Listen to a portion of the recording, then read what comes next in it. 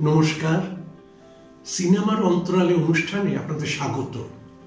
স্বর্ণযুগে বাংলা ছবির জগতে যে সমস্ত বিখ্যাত পরিচালকদের পেয়েছি বা যেসব শিল্পীদের আমরা পেয়েছি, তাদের অনেকেই কিন্তু আজকে বিস্তৃত প্রায়, তাদেরকে আমরা ভুলে গেছি।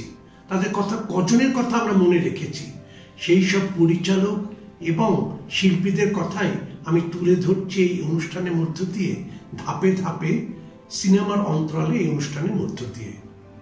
আজকের যে পরিচালকের কথা আপনাদের সামনে তুলে ধরব, তিনি হলেন অরবিন্দ মুখোপাধ্যায়। এই নামটি বললেই বেশ কয়েকটি জনপ্রিয় ছবি চট করেই আমাদের মনের মধ্যে ভেসে ওঠে। সেই তালিকায় রয়েছে নিশিপদ্ম, ধন্যী মেয়ে, মৌচাক, অগ্নিশ্বরের মতো ছবি। সেই অরবিন্দ মুখোপাধ্যায়ের চলচ্চিত্র জীবন নিয়ে এখন আলোকপাত করব এই অনুষ্ঠানের মধ্য দিয়ে। অরবিন্দ মুখোপাধ্যায়, যাকে ফিল্ম ইন্ডাস্ট্রিতে সকলে ঢুলুদা বলে ডাকেন, সেই অরবিন্দ মুখোপাধ্যায়ের জন্ম হয়েছিল 1919 সালের 18 জুন বিহারের কাটিহারে। তার বাবা হলেন সত্যচরণ মুখোপাধ্যায়, মা মৃণালিনী দেবী। পড়াশুনো করেছিলেন সেখানেই। তারপরে তিনি যখন যুবক অবস্থায় কলকাতায় চলে এলেন, তখন তিনি দেখলেন একটি ছবি উদয়ের পথে, বিমল রায়ের পরিচালনায়। সেই ছবি দেখে তিনি এত মুগ্ধ হলেন যে তার মনে হলো এই ছবির জগতেই তাকে প্রবেশ করতে হবে। তখন একজন পরিচিতের মাধ্যমে তিনি পরিচালক বিমল রায়ের সঙ্গে পরিচিতও হলেন। বিমল রায় বললেন নিয়মিত স্টুডিওতে আসতে, স্টুডিওর সবকিছু দেখাশুনো করার জন্য। সেই সূত্রে তিনি ঢুকলেন স্টুডিও পাড়াতে এবং কিছুদিন সহকারী পরিচালক এবং অভিনেতা হিসেবে তিনি বেশ কয়েকজনের সঙ্গে কাজও করলেন। সহকারী পরিচালক হিসেবে তিনি যাদের সঙ্গে কাজ করেছিলেন তাদের মধ্যে রয়েছেন বিমল রায়, কালীপ্রসাদ ঘোষ, অগ্রদূতের বিভূতি লাহা, সুবোধ মিত্র, শৈলজেন্দ্র মুখোপাধ্যায়ের মতো পরিচালকেরা। সব সহকারী পরিচালকদেরই একটা ইচ্ছে থাকে স্বনামে পরিচালনা করার। তিনি যখন এমপি প্রোডাকশনসের হয়ে এমপি স্টুডিওতে কাজ করছেন, তখন এমপির যিনি মালিক মুরলীধর চট্টোপাধ্যায় একদিন অরবিন্দ মুখোপাধ্যায়কে বললেন, একটা চিত্রনাট্য করে নিয়ে এসো, যদি ভালো লাগে তাহলে টাকা ঢালবো। তখন তিনি তার দাদা বনফুলের কিছুক্ষণ গল্পের চিত্রনাট্য তৈরি করলেন এবং সেই মতো তিনি নিয়ে এলেন মুরলীধর চট্টোপাধ্যায়ের কাছে। কিছুক্ষণ তৈরি হলো ছবিটি।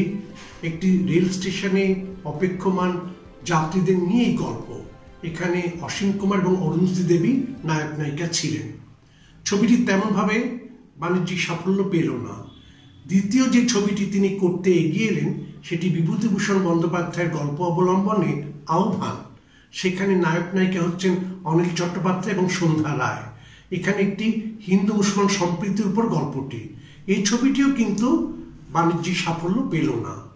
প্রথম বাণিজ্যিক সাফল্য যে ছবিটি পেল অরবিন্দ মুখোপাধ্যায়ের পরিচালনায়, সেটিও বনফুলেরই গল্প অবলম্বনে নির্মিত বর্ণচোরা। অনিল চট্টোপাধ্যায় এবং সন্ধ্যা রায়ের নায়ক নায়িকা।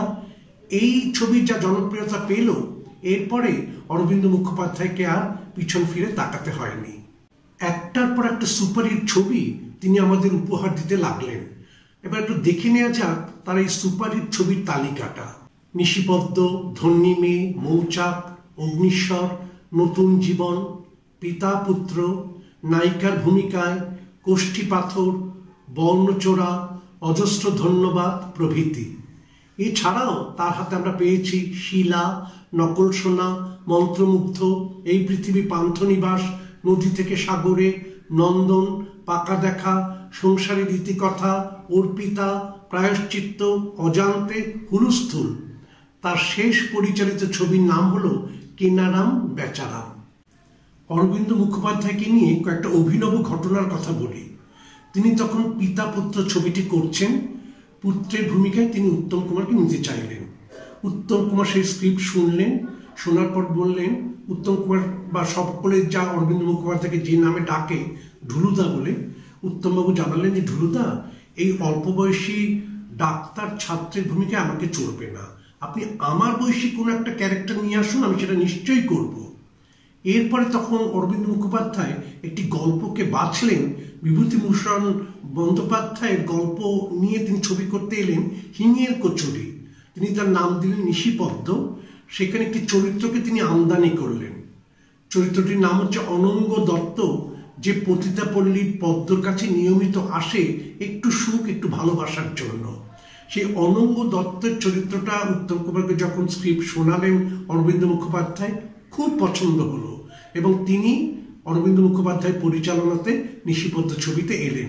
সেখানে অনঙ্গ দত্ত, উত্তম কুমার আর পদ্মের চরিত্রে তিনি নিয়ে এলেন সাবিত্রী চট্টোপাধ্যায়কে।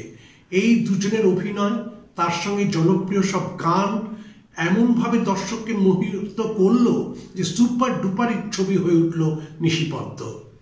এটা একটা ঘটনা। আরেকটা ঘটনা হলো সুচিত্রা সেনকে নিয়ে তার ছবি করার বাসনা ছিল। সহকারী পরিচালক হিসেবে তিনি তাকে তো পেয়েই ছিলেন, কিন্তু স্বনামে করতে গিয়ে তিনি সুচিত্রা সেনকে নিয়ে কোনো ছবি করেননি। সমরেশ বসুর গল্প নিয়ে তিনি একটা ছবি তৈরি করার জন্য তৈরি হলেন, সেটা হচ্ছে নাটের গুরু। নাটের গুরুতে মিসেস মুখার্জি, একটি দাপুটে মেয়ের চরিত্রে, মহিলার চরিত্রে তিনি সুচিত্রা সেনের কথা ভাবলেন এবং তাকে স্ক্রিপ্টও শোনালেন। কিন্তু মিস্টার মুখার্জি কে করবেন? প্রথমে ঠিক হয়েছে যে উত্তম কুমার সুচিত্রা সেনের বিপরীতে অভিনয় করবেন, কিন্তু উত্তম সুচিত্রার শেষ ছবি প্রিয় বান্ধবী তেমন করে জনপ্রিয় না হওয়ায় দ্বিতীয় নামটি বাছা হলো সৌমিত্র চট্টোপাধ্যায়। কিন্তু সৌমিত্র সুচিত্রার ছবি, শেষ ছবি প্রণয় পাশাও দর্শকরা মুখ ফিরিয়েছেন। সুতরাং ভাবা হলো তৃতীয় নাম, সেটি হলো সঞ্জীব কুমার। সঞ্জীব কুমারের সঙ্গে আধি সুপারহিট হয়েছিল সুচিত্রা সেনের। সঞ্জীব কুমারের সঙ্গে সব কথাবার্তা হলো। মাঝখানে তিনি অসুস্থ হয়ে পড়লেন। সুস্থ হয়ে ওঠার পর ছবিতে কাজ করবেন বলে সঞ্জীব কুমার জানালেনও, কিন্তু তিনি সুস্থ হলেন না, তিনি চলেই গেলেন। ফলে সুচিত্রা সেনকে নিয়ে সমরেশ বসুর কাহিনী অবলম্বনে নাটের গুরু অরবিন্দ মুখোপাধ্যায়ের করা হলো না। বিভিন্ন পত্রপত্রিকায় তিনি লেখালেখি করেছেন। নবকল্লোল পত্রিকায় শ্রীগুপ্ত এই ছদ্মনামের আড়ালে তিনি দীর্ঘদিন লেখালেখি করেছেন। এছাড়া তার আত্মজীবনীমূলক গ্রন্থ আলোছায়ার দিনগুলি পাঠকদের কাছে খুবই সমাদৃত হয়ে আছে। তার ছবিতে তিনি বেশ কয়েকবার গানও লিখেছেন, যেমন নিশিপদ্ম ছবিতে যে টাইটেল সং, যে গানটি শ্যামল মিত্রের গলাতে আমরা শুনতে পাচ্ছি নচিকেতা ঘোষের সুরে, রাজার পঙ্খী উইরা গেলে রাজা নতুন পঙ্খী বাঁধে, সেই গানটির রচয়িতা কিন্তু অরবিন্দ মুখোপাধ্যায়। কিছুক্ষণ ছবিতে তিনি একটি গান লিখেছিলেন, এসেছি ভাই ভবের স্টেশনে, গানটি গেয়েছিলেন হেমন্ত মুখোপাধ্যায়। সেই গানটিরও কিন্তু রচয়িতা অরবিন্দ মুখোপাধ্যায়। বেশ কিছু শিল্পীকে তিনি প্রথম নায়ক নায়িকা হওয়ার সুযোগ দিয়েছিলেন তার ছবিতে। যেমন মিঠুন চক্রবর্তী প্রথম নায়ক হলেন যে বাংলা ছবিতে, সেটির নাম হলো নদী থেকে সাগরে। তিনি জয়া ভাদুরীকে প্রথম নায়িকা করে নিয়ে এলেন যে বাংলা ছবিতে, তার নাম হলো ধন্যী মেয়ে। শুভেন্দু চট্টোপাধ্যায় যে ছবিতে নায়ক হয়ে প্রথম অবতীর্ণ হলেন, সে ছবির নাম শিলা, অরবিন্দ মুখোপাধ্যায়ের পরিচালনা। রবি ঘোষ ছোট্ট একটা চরিত্রে প্রথম অভিনয় করছেন ছবির মধ্যে, সেটি হলো কিছুক্ষণ, যার পরিচালক অরবিন্দ মুখোপাধ্যায়। দূরদর্শনের হয়ে বেশ কয়েকটি টেলি ছবি তিনি নির্মাণ করেছিলেন। তার মধ্যে উল্লেখযোগ্য হলো সঞ্জীব চট্টোপাধ্যায়ের কাহিনী অবলম্বনে নিজের ঠাক নিজেই পেটাও। এছাড়া তিনি একটি চিত্রনাট্য লিখলেন কলকাতা দূরদর্শন থেকে নির্মিত চিঠি পাওয়ার পর। মূল গল্পকার হলেন বনফুল, চিত্রনাট্য লিখলেন অরবিন্দ মুখোপাধ্যায়। সেটি নিউ থিয়েটার্সের ব্যানারে সেটি তৈরি হয়েছিল চিঠি পাওয়ার পর। তার অধিকাংশ ছবির গল্পই কিন্তু উঠে এসেছে সাহিত্যের পাতা থেকে। তিনি সাহিত্য থেকেই ছবি করতে খুব ভালোবাসতেন। সেই তালিকাটা একবার দেখে নেওয়া যাক। যেমন নিশিপদ্ম ছবিটি তিনি তৈরি করলেন বিভূতিভূষণ বন্দ্যোপাধ্যায় হিঙের কচুরি অবলম্বনে। মৌচাক ছবিটি তিনি তৈরি করলেন, যার কাহিনীকার হলেন সমরেশ বসু। অগ্নিশ্বর যে ছবিটি তিনি তৈরি করলেন, সেটি তারই দাদার লেখা বনফুলের কাহিনী অবলম্বনে সেই ছবিটি নির্মিত হয়েছিল। নায়িকার ভূমিকায় ছবিটি তৈরি হলো আশাপূর্ণা দেবীর কাহিনী অবলম্বনে। এছাড়া আমরা পাচ্ছি যে বর্ণচোরা ছবি করলেন, সেটিও বনফুলের কাহিনী অবলম্বনে। নতুন জীবনের কাহিনী নেওয়া হয়েছে গজেন্দ্র কুমার মিত্রের কাহিনী থেকে। তার ছবিতে গানের ব্যবহার দেখার মতো। তার ছবিতে ব্যবহৃত গানগুলি সময়কে হার মানিয়েছে। নিশিপদ্ম ছবিতে গান গেয়ে মান্না দে এবং সন্ধ্যা মুখোপাধ্যায় রাষ্ট্রপতি পুরস্কার পেয়েছিলেন। মান্না দের গাওয়া না না না আজ রাতে আর যাত্রা শুনতে যাব না, অথবা সন্ধ্যা মুখোপাধ্যায়ের গাওয়া ওরে সকল সোনা মলিন হলো, কালো সোনার চেয়ে সত্যি সময়কে হার মানিয়েছে। আমরা দেখতে পাচ্ছি তার ছবিতে ধন্যী মেয়েতে যে বিখ্যাত গান, সব খেলার সেরা বাঙালির তুমি ফুটবল, এ কি কোনোদিনও পুরনো হবে? কোনোদিন পুরনো হবে না। নতুন জীবন ছবির গানের কথা ধরুন, এমন আমি ঘর বেঁধেছি, অথবা সন্ধ্যা মুখোপাধ্যায়ের গাওয়া আমি তোমারে ভালোবেসেছি, এসব সুপারহিট গান তার ছবি থেকে আমরা পাচ্ছি। মৌচাক ছবিতে আমরা পাচ্ছি এমন গান, বেশ করেছি প্রেম করেছি করবই তো, অথবা পাগলা গারদ কোথায় আছে নেই বুঝি তা জানা, সময়কে সত্যিই হার মানিয়ে দিয়েছে এইসব জনপ্রিয় গানগুলি। নায়িকার ভূমিকায় ছবিতে গীতশ্রী সন্ধ্যা মুখোপাধ্যায়ের গাওয়া গান নতুন সূর্য আলো দাও আলো দাও সত্যি আমাদের মন প্রাণ জুড়িয়ে দেয়। এছাড়া আমরা আরো ভালো গান পাচ্ছি যে ছবি থেকে, সেই ছবির নাম হলো পিতা পুত্র। পিতা পুত্রতে গান আমরা যেগুলো পাচ্ছি তার মধ্যে তীর বেধা পাখি আর গাইবে না গান, অথবা রাজ্যে তোমার মিষ্টি আজও আমাদেরকে মন্ত্রমুগ্ধ করে রাখে।